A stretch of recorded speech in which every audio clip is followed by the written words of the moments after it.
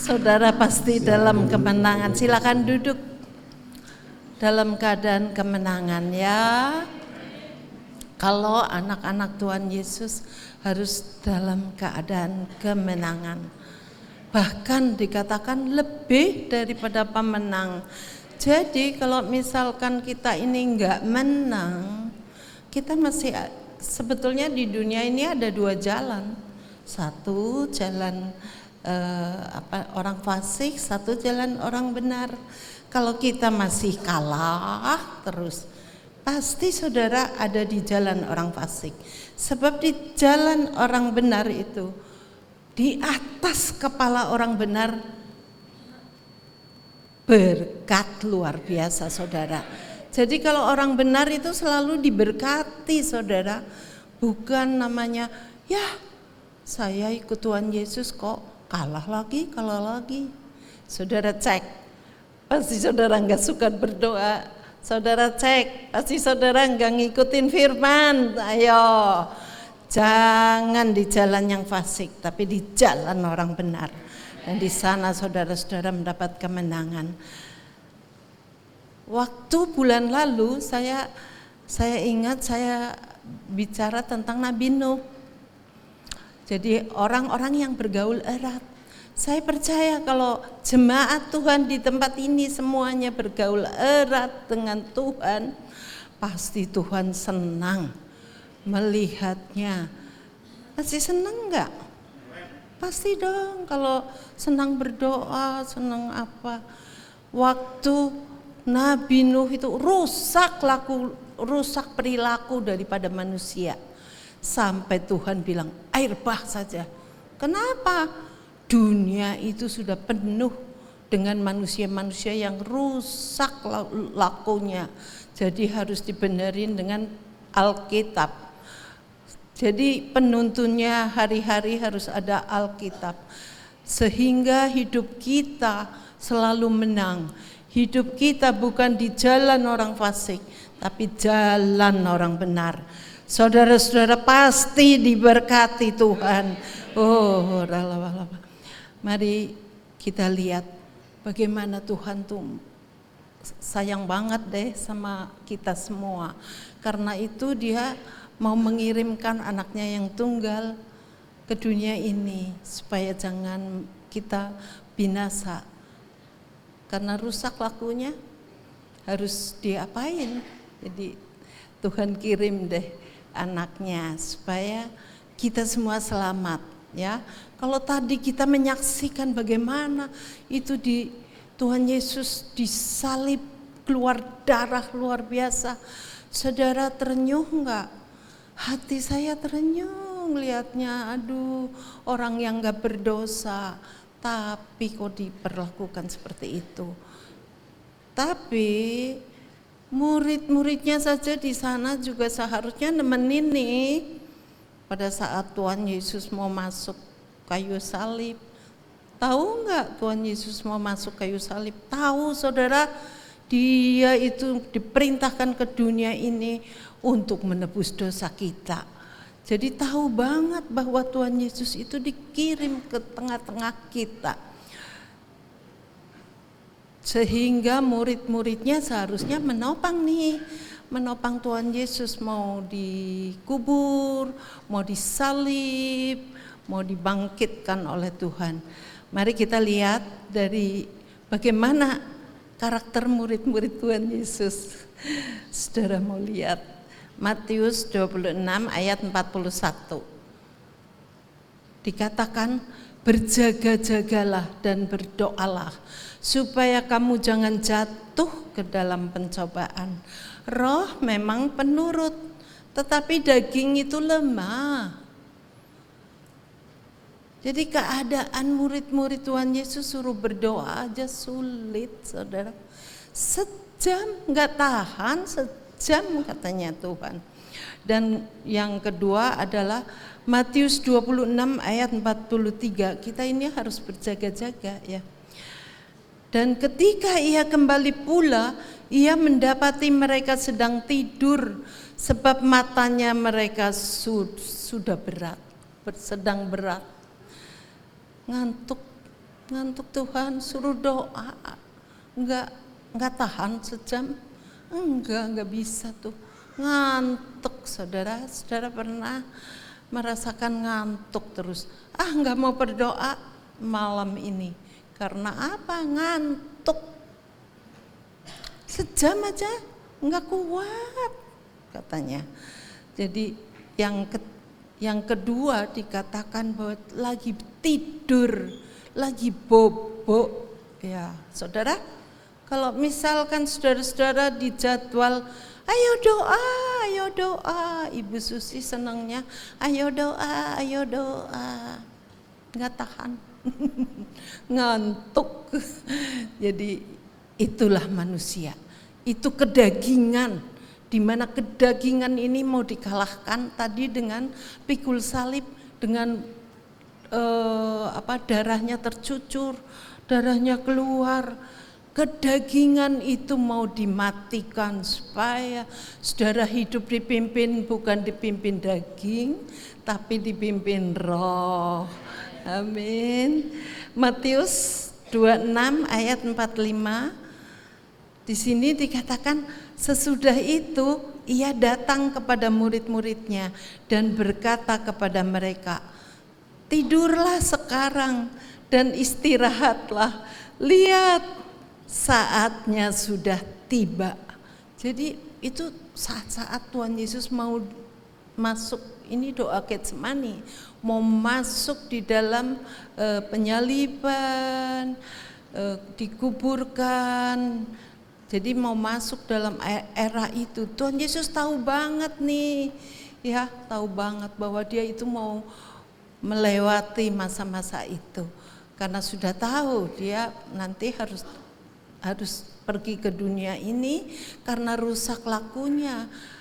Keadaan di zaman Nuh itu enggak enak, saudara, karena rusak lakunya. Demikian juga seperti sekarang ini. Demikian juga karena saat ini juga ada konflik, ada bangsa melawan bangsa, ada tanda-tanda kiamat, tanda-tanda akhir zaman. Kalau kita mau melihat bulan lalu, saya bilang, ayo kita lihat kalender sorgawi. Kalau kalender duniawi, itu sehari-hari itu kita sudah lihat, saya sobek tuh satu hari, Selasa, sudah minggu lagi, itu kalender duniawi. Saudara, bukan tidak berlakunya kalender duniawi, tetapi kita sebagai orang panggilan sorgawi, kita lebih cocok dengan apa tadi? Kalender sorgawi. Jadi kita jangan dibikin khawatir, dibikin takut sama kalender duniawi. Kita beralih kepada kalender sorgawi. Kalender sorgawi sudah menceritakan bagaimana fokus daripada akhir-akhir zaman, kita harus berjalan di jalan kenabian. Berjalan di dalam kenabian kalender sorgawi. Itu saudara, itu lebih penting. Sebab ketika kita mencari Allah, maka segalanya ditambahkan. Kebajikan, kemurahan akan ditambahkan kepada saudara-saudara. Jangan takut, katanya, wah otoriter nih Ibu Susi, nggak boleh kerja. Boleh, saudara.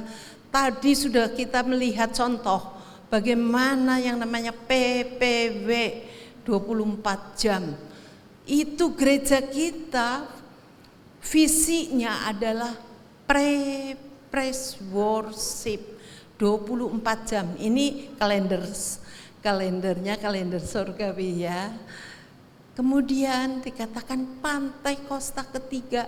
Artinya saudara harus kuat berdoa tiap-tiap hari. Ini dikatakan yang Matius 26 ayat 45.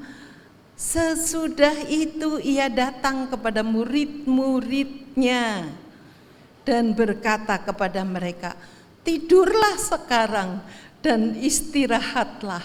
Lihat saatnya sudah tiba bahwa anak manusia diserahkan ke tangan orang-orang berdosa. Jadi sebelum Tuhan Yesus disalib itu dikatakan begini, sudahlah capek deh ngomongin murid-muridnya tidur lagi, gak kuat sejam tidur lagi. Akhirnya yang ketiga kali Tuhan bilang, sudah tidur aja, istirahat aja. Istirahatlah. Wah, enak amat tidur seharian, saudara. Enak ya kalau kita tidur. Tapi Tuhan menginginkan kita itu berdoa. Kenapa berdoa? Berjaga-jaga supaya jangan kena pencobaan. Nanti kalau misalkan saudara kena pencobaan baru melekat sama Tuhan Yesus. Seharusnya kita harus berjaga-jaga dulu tiap-tiap hari.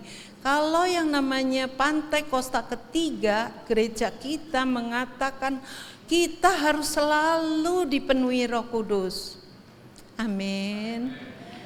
Kalau orang yang sedang haus dan lapar akan Tuhan, nangis, udah lebah-lebah, berdoa kepada Tuhan, gak punya duit, aduh Tuhan, udah lebah-lebah.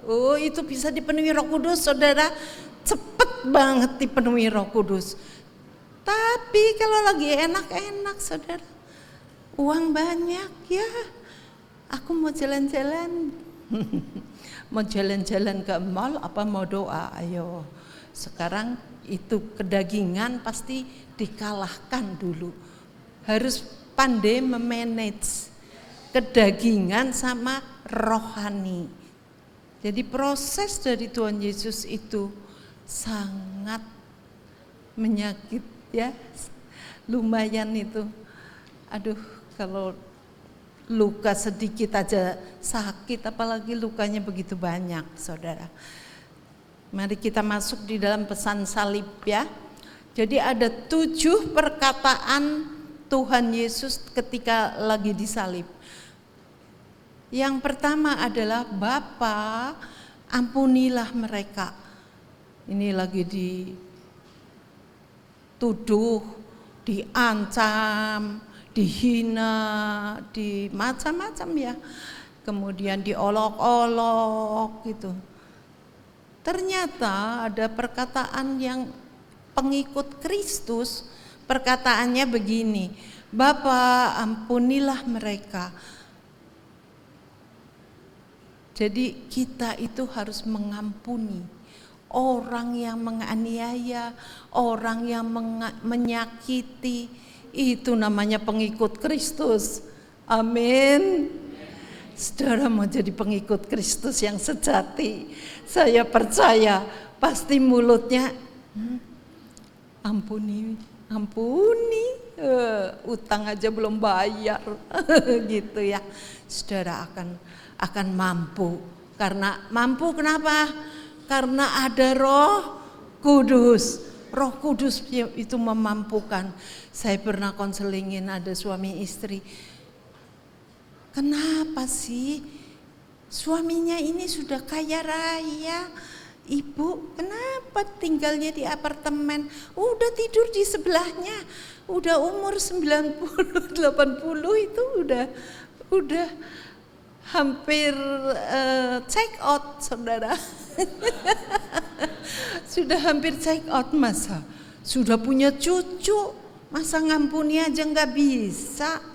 Padahal kalau kita orang-orang yang di dalam gereja yang penuh dengan Roh Kudus, tentu soal mengampuni adalah kecil. Amin. Saya percaya deh, suami sama istri duduk bersama. Demikian juga waktu dulu saya kan hidupnya ya namanya GBI suka-sukaku ya. Jadi suka-suka saya. Kalau Pak Handi GBI-nya GBI sungguhan, saudara sejati. Jadi saya itu banyak perbedaan-perbedaan. Tapi kami memanage semua perbedaan. Karena apa? Karena saya paling gampang ngomong say sorry. Walaupun saya juga benar, tapi saya nggak pernah membela. Saya sorry ya Pi, kemarin aku nakal ya. Oh, iya nih nakal. Terus dia bilang nggak apa-apa, ayo kita doa gitu. Jadi saya aman saudara. Karena apa? Perempuannya, marilah kita semua perempuan-perempuan gereja bilang saya sorry. Walaupun salah, nggak salah, saya sorry. Terus dia katakan ini ibu-ibu ya, dia bilang, bagaimana saya kemarin juga belum diberesin, sudah salah. Ini salah lagi terus-terusan. Bagaimana saya suruh ngampunin? Sulit saudara, nggak mau ngampunin sampai sekarang. Jadi marilah kita yang sudah ada di gereja bawa nih orang-orang yang tidak mau mengampuni. Kenapa? Karena nggak ada Roh Kudus. Kalau kita ini sudah salah suami istri, terus digandeng, akhirnya berdoa, akhirnya saya biasa lagi duduk bersama banyak. Malah kemanapun pergi suami, saya ikut selalu. Karena apa? Karena saya gampang saya sorry. Iya, Bapak ampunilah mereka, ya. Yang walaupun dalam rupa Allah tidak menganggap kesetaraan dengan Allah itu sebagai milik yang harus dipertahankan, melainkan telah mengosongkan dirinya sendiri dan mengambil rupa seorang hamba dan jadi sama dengan manusia. Dan dalam keadaan sebagai manusia, ia telah merendahkan dirinya dan taat sampai mati, bahkan sampai mati di kayu salib. Amin. Ini berbicara di mana kita harus mengosongkan diri. Jadi enggak ada yang sombong di tempat ini, amin. Enggak ada, saya lebih bagus, saya lebih pintar, enggak ada itu. Karena harus mengosongkan diri. Tuhan Yesus juga mengosongkan dirinya walaupun dia itu Tuhan, tapi dikosongin dirinya. Ya, mari kita semua belajar mengosongkan dirinya seperti Tuhan Yesus. Dan dia telah merendahkan dirinya dan setia sampai mati, bahkan sampai mati di kayu salib. Yang kedua, hari ini engkau bersama-sama denganku di Firdaus. Itu merupakan suatu janji dan direalisasikan dalam keselamatan. Jadi Lukas 23 ayat 33, ketika mereka sampai di tempat yang bernama Tengkorak, mereka menyalibkan Yesus di situ. Dan juga kedua orang penjahat itu, yang seorang sebelah kanannya dan yang lain sebelah kirinya. Ini menceritakan bagaimana kita hidup sesama teman di gereja. Kalau kita sesama teman di gereja, tentunya saudara, kamu salah, ribut aja soal itu. Kamu lebih pintar. Buat apa saudara ngomongin kayak gitu terus? Kita bisa kalah perang saudara. Ketika lagi perang, kita harus hidup damai dengan semua orang. Orang yang menang adalah orang yang hidup damai, suka damai, pendamai. Jadi enggak perlulah dibilang itu lebih benar, ini enggak. Jadi kita enggak boleh itu, karena itu ukuran manusia. Karena ukuran Tuhan enggak sama saudara. Ukuran Tuhan, mau tahu, itu yang berzina diambil, itu yang teman-temannya itu yang berdosa, enggak apa-apa saudara. Ternyata semua itu berharga di mata Tuhan Yesus, sehingga enggak usah kita, ya itu miskin, itu ngutang terus, saya enggak mau bergaul deh. Jangan begitu. Mari kita bergaul kepada semua orang, karena Tuhan mengasihi semua orang. Lapisan masyarakat yang miskin, yang kaya dicintai, yang Manado, yang Ambon, yang Jawa, semua dicintai Tuhan. Semua orang dicintai Tuhan. Dan saya percaya tempat ini akan penuh dengan kemuliaan. Ya, 5 kali kebaktiannya. Kemudian yang ketiga, perempuan inilah anakmu, muridku inilah ibumu, bicara mengenai kasih. Ketika Yesus melihat ibunya dan muridnya yang dikasihinya di sampingnya, berkatalah ia kepada ibunya, "Ibu, inilah anakmu." Kemudian katanya kepada murid-muridnya, "Inilah ibumu." Dan sejak saat itu murid itu menerima dia di dalam rumahnya. Saya percaya kita semua membuka pintu nih kepada tamu-tamu yang ya aneh-aneh ya macam-macam. Itu yang namanya Bapak Handi itu sering buka pintu. Pernah pemulung juga ditampung di dalam rumah. Dalam hati saya, "Papi, nggak apa-apa gitu." Enggak, terima saja. Diterima, pemulung itu masuk ke rumah. Sudah begitu hilang itu jas Pak Handi yang paling bagus. Sampai saya bilang, tuh jas yang paling bagus, yang paling disukai justru hilang. Enggak apa-apa, karena kan dia mengasihi jiwanya. Walaupun jas bisa beli lagi, saudara. Saya percaya Tuhan memberkati Pak Handi. Luar biasa, saudara. Oh, luar biasa, saya banyak belajar dari Pak Handi. Waktu Pak Handi itu sakit, wah saya sendiri juga sedih nih, saya nggak mau nangis di mimbar ya. Kemudian dia bilang, Mi, saya mau ke toilet.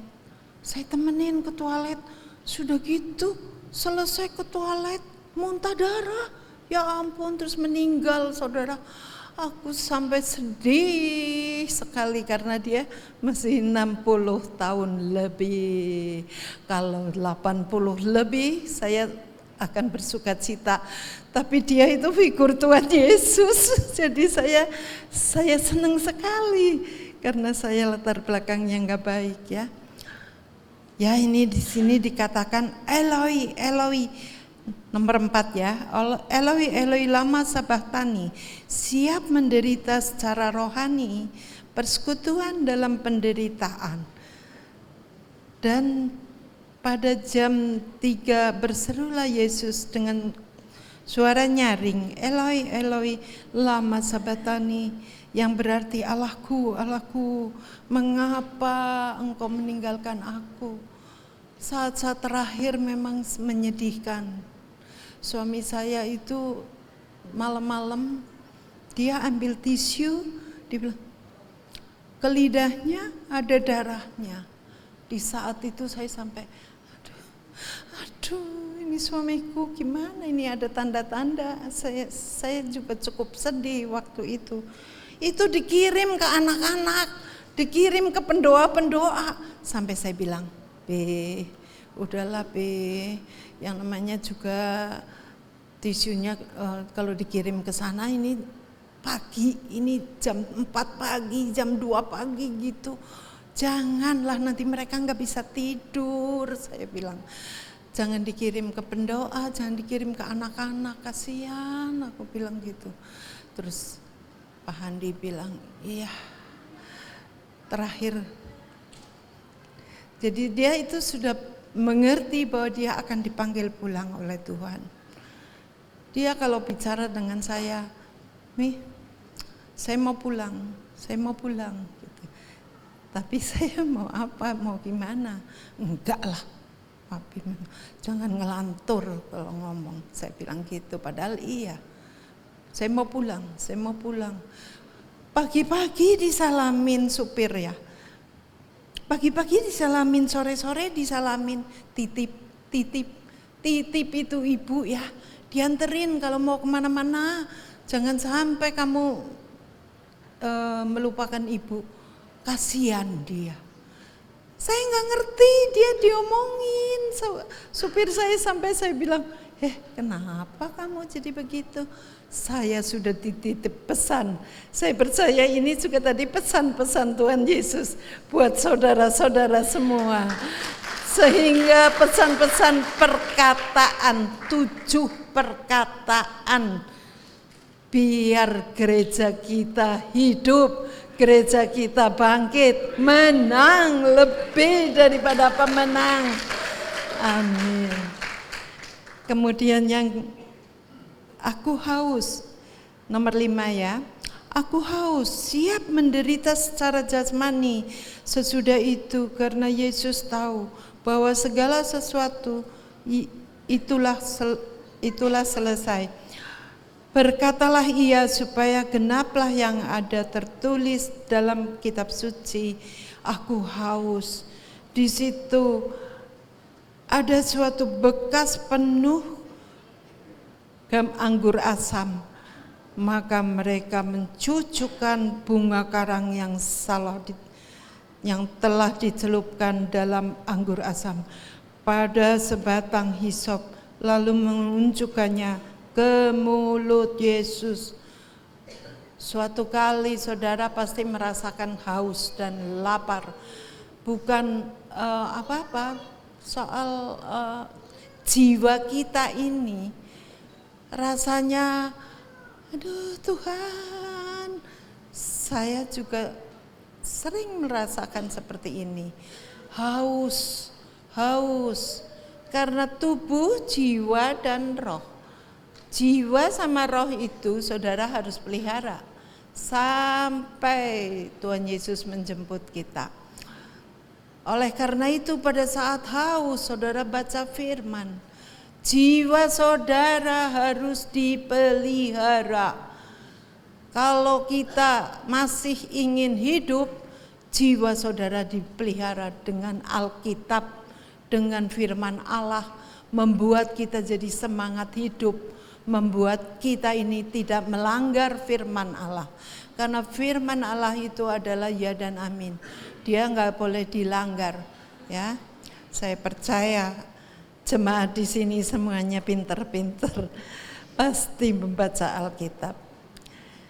Yang keenam, dikatakan sudah selesai, sebuah kemenangan.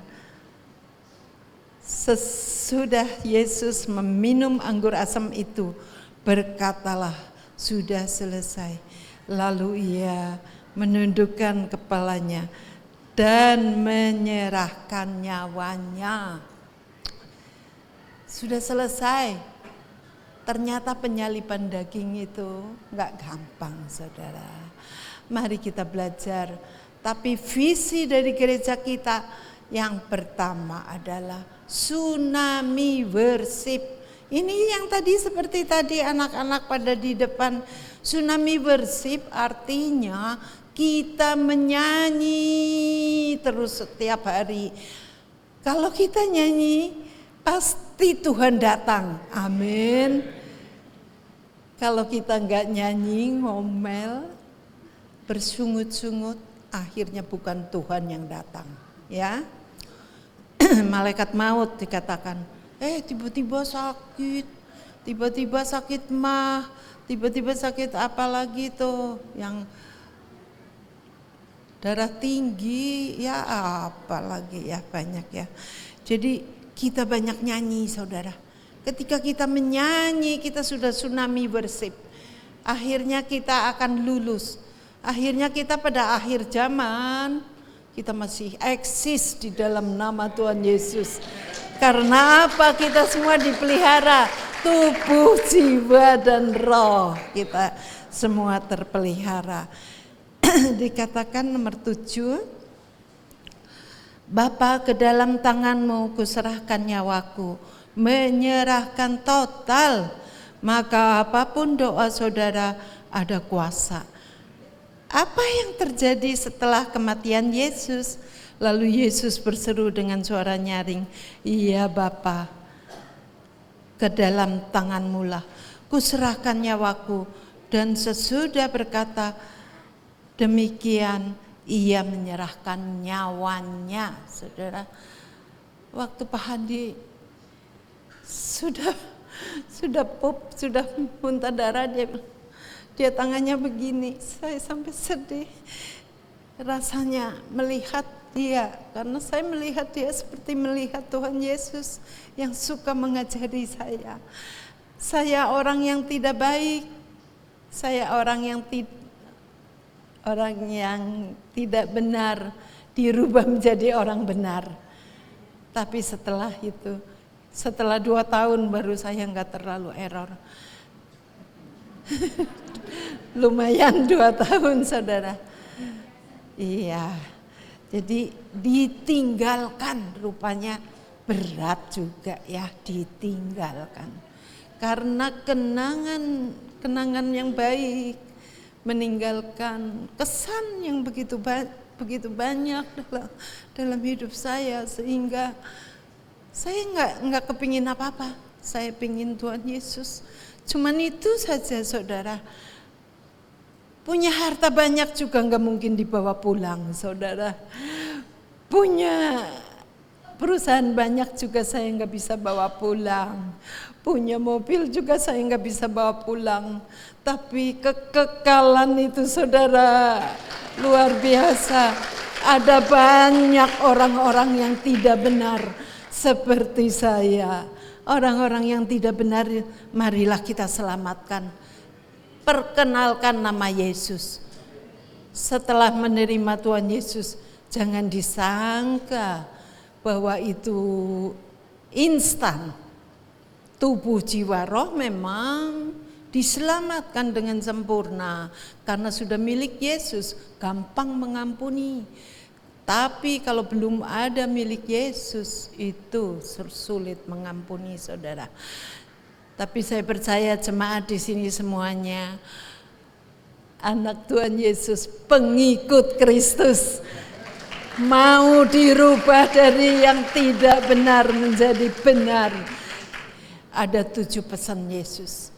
Marilah kita semua fokus kepada pesan ini.